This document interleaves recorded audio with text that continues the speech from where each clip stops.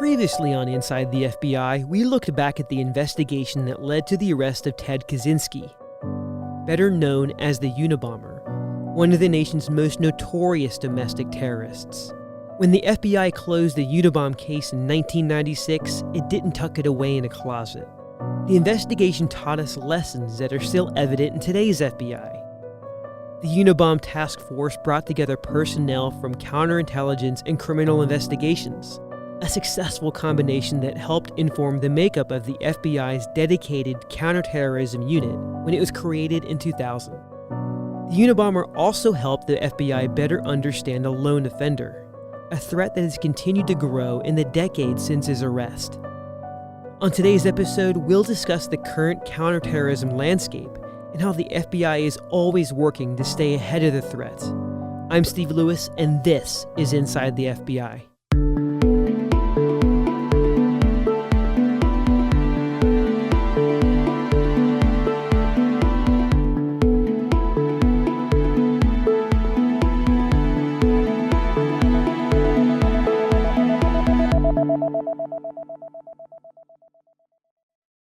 For many of us, the word terrorism calls up memories of specific events. We think about the Unabomber's mailed explosives. We remember that gaping hole in the federal building in Oklahoma City. We replay those images of the World Trade Centers collapsing. And then what you see after one of these tragedies is the response, the investigation. Jill Sanborn was the assistant director of the Counterterrorism Division, and recently took on the role as the Executive Assistant Director of the National Security Branch. She says that investigating events like those after they happen is something the FBI is very good at.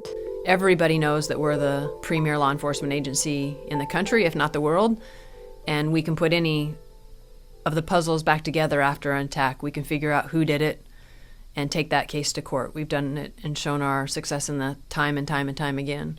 But what you don't see is how the FBI works the threat every single day to prevent violence. Sanborn says that means never focusing on one threat at the expense of another, and never, ever getting complacent. What the American people need to rely on us for is what are we doing to prevent the next attack? And I think that's really important because that requires not only an embracement of intelligence, but it also requires us to be imaginative and creative and challenge ourselves. We all come up with analytical assessments that maybe were true yesterday that are different than today. And we all have ways in which we think terrorists could attack, but they could get creative in their thoughts and plans, and we need to be equally as creative. For those of us who are not counterterrorism experts, the threat from foreign terror groups is perhaps an easier one to understand. Foreign terrorism has its roots overseas. It is inspired, funded, or directed by groups the U.S. government has identified as foreign terrorist organizations. Domestic terrorism can feel harder to define, and it can leave us puzzled about why one crime is ruled domestic terrorism and another isn't. So we asked Jill Sanborn to help clarify that for us. First, I'd start by saying domestic terrorism is defined by statute. So it's not the FBI's definition of domestic terrorism, but actually the U.S. Code. It's not always that clear-cut whether this is a domestic terrorism act or not. Particularly if an individual dies in an attack, there may always be questions about why someone mobilized to violence on the day they chose to mobilize. But that's another reason it's so important that we here at the FBI, focus on the act or threat of violence, because that's actually what we have to work to prevent in the future. The statute Sanborn references is part of Title 18 of the U.S. Code. It says essentially this: domestic terrorism means activities that involve acts dangerous to human life that violate our criminal laws. But those acts must also appear to be aimed at intimidating or influencing a civilian government or population. Sanborn stresses that the intent of the violence is really important. But that intent is also what makes domestic terrorism more challenging for the Bureau, because we don't police belief, any belief. So I think when people think about free speech and then how the FBI stays ahead of the threat and protects us from threats of violence is really important, because the FBI is a dual-headed mission, and a lot of people don't probably understand that.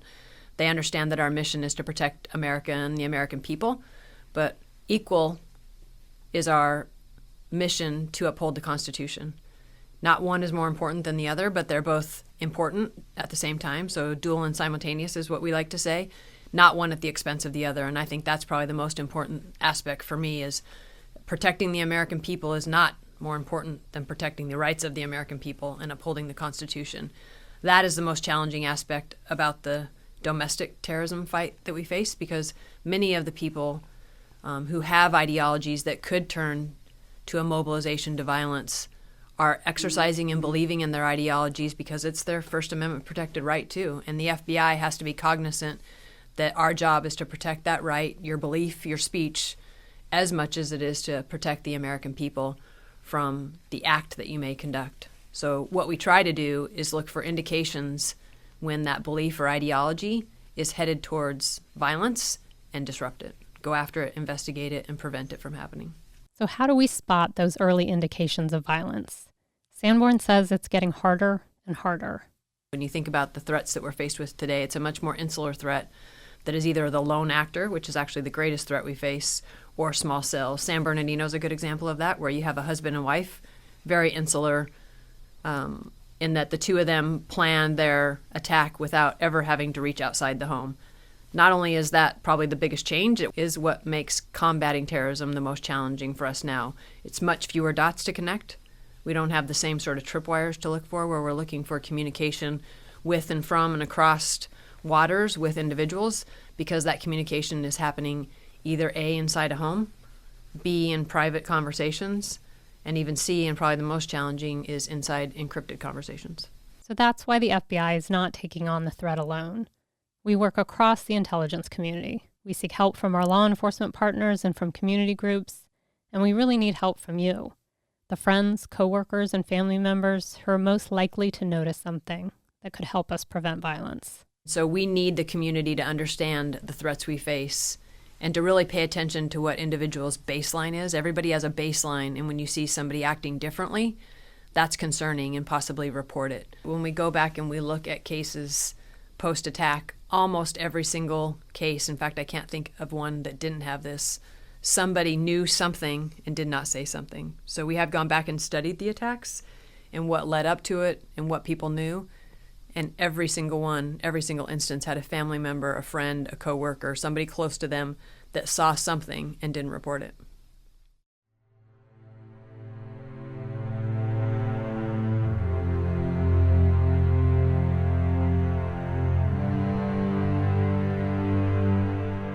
So what exactly should you be looking for? What does Sanborn mean when she says a change in baseline? And how do you know when something you observe is something you should report? For help on that, we called on John Wyman, a special agent who spent years investigating both foreign and domestic terrorism for the FBI. He now leads the Bureau's Behavioral Threat Assessment Center. It's part of the Behavioral Analysis Unit, which you may think of as the profiling group. Despite what you see on TV or in the movies, profilers don't see into the minds of criminals. They rely on research and draw on expertise from across law enforcement, psychology, and social work. They also deploy after attacks to both help in the investigation and to learn more about the circumstances and who committed the crime. When the unit went back and studied offenders in domestic terrorism incidents or other targeted violence, things like school and workplace shootings, they found some similarities and some signs that provide opportunities for bystanders to observe troubling behavior. Wyman says that someone who could be prone to violence may have a series or pattern of failed relationships, personal and professional, and may have also experienced rejection from peers. They are likely to be experiencing multiple life stressors, things like financial strain, personal problems, job loss, divorce. Wyman says sometimes that combines with a certain personality trait, one he calls grievance collecting, referring to the tendency to blame others for one's problems. Now that could describe a lot of people at some point in life, but here's the difference when we are talking about someone who may move to commit a violent act. That person comes to believe that violence is necessary and justified to solve a problem, whether the problem is an ideological one or a personal grievance, or in many situations, both. Wyman says they may share this feeling or talk about an impending crisis or a last resort, and they may start to do things that indicate they could be planning for the end of their own life. Here's John Wyman with more. Give you, kind of an easy theoretical model that we use is this pathway to violence. So it starts off, as I said, for a number of different reasons, and it evolves to the ideation phase where someone thinks that violence is necessary and justified. But then they have to research and plan. They have to think through, okay, how am I going to do this? What will I use? Where will I go? These provide opportunities for observation. They have to prepare. They have to get the equipment, instruments, whatever it is that's going to be important to their attack, and they have to maybe do practice runs and things like that. Other opportunities, concealment. Contextual changes in someone's behavior can be really, really key. Are there areas in their life that they're now trying to block off from other people? Or are they trying to develop capabilities that they've never had in the past and that don't appear contextually appropriate? They've never had an interest in guns. Now all of a sudden they're trying to learn about them and go firearm, or they've never had an interest in how to build explosives, and now that's become a passion of theirs. In addition to those key changes in behavior, Wyman says to keep an eye out for something he calls leakage. If someone's moving along this pathway, it takes a lot of time and energy. This is a very important thing for them. And it would be counterproductive, obviously, to then go post or say directly to others that I'm going to go, do this attack on this date, this time. But right, they might leak out other information that is more nuanced and a little more challenging to see in the moment, but in hindsight becomes 2020.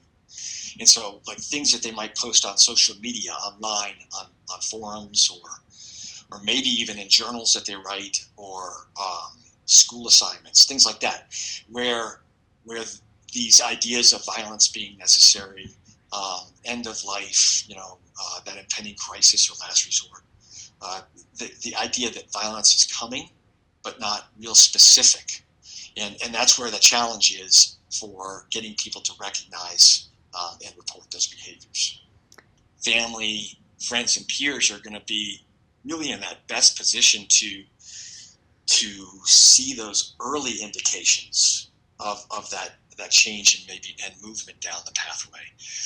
But they're also going to be the most naturally resistant to reporting. They don't be, the family members, friends, and peers, they're going to take more of a caretaking approach lots of times. And what we've seen through our research and experience is they might even confront the person of concern, or they might rationalize it away. They might think, wow, that's just he's just having a bad day, or that's just the way he always is. He's never done anything in the past, so it's okay. I don't have to be worried about it. We have to get those bystanders more confident in what they're seeing is important and needs to be reported to an entity that can actually take some action and start putting that data together with other data to get a better sense. Wyman says a bystander should not try to diagnose or define the nature of the threat. The bystander also shouldn't be worried about what belief or ideology could be motivating the person, or what the target may be.